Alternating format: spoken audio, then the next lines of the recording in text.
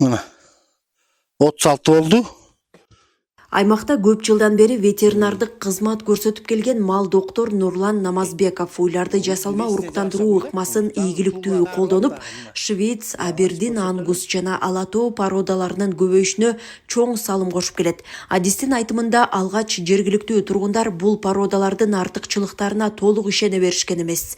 Бирок акыркы жылдары алардын өндүрүмдүүлүгү жана жергиликтүү шартка батын кайлашуусу далилденип, асыл тукум малга болгон суроо талап кескин арткан. Жылда малды асылдандырабыз. Асимилятор келип өзүбүз мына карап, ден соолугун баарын карап. Былтыркы жылы бул эгиз тууган. Быйылкысы жанагы көрүнгөндөй эле ангус, дагы боз, буюрса да швейц породасын таштаткан. Айыл чарба жагынан дагы бизге мындай формаларды берип, дүйарларды берип, асимиляторлорго жакшы жардам берип атышат. Көбүнчө азыр бизге келген бекер проектиде швейц, ангус, симменталдар бар. Элдин талабын аткарып атабыз. Аталган породалардын ичинен өзгөчө швейц породасына аймакта кызыгуу күчөдү.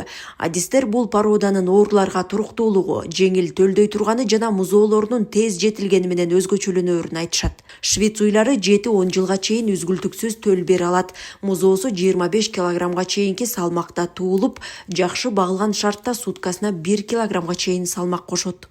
Айырма көп эле болот экен дагы, баягы кыргыз уйдан эле түшүп атат буларчы. Омбудуу сөөктүү болуп, сүт багытында да болот экен, эт багыты дагы сатсаң дагы баада болуп берет экен.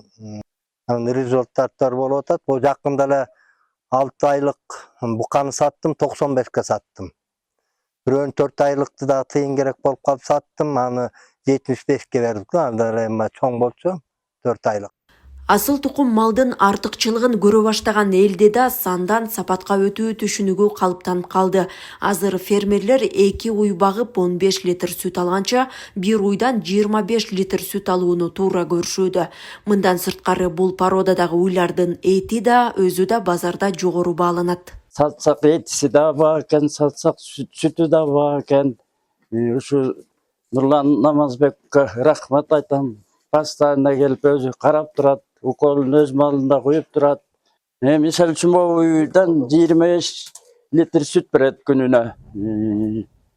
Анан ошо азыр сандан сапатка өтүш керек экен, ошого байланыштуу мондай порода уйларды күтө баштадык. Асыл тукум мал фермерге гана пайда алып келбестен бүт аймакты сапаттуу эт жана сүт менен камсыз кылууга да өбөлгө түзүүдө. Аны кармоого корогон чыгымдын көлөмү жана жаратылышка зыяны аз. Дал ушундай аргумент менен Айыл чарба министрлиги соңку жылдары элди асыл тукум мал багууга үндөп келет. Данагүл Алиева, Жакшылык Чортонов, ЛТР, Ысык Көл облусу.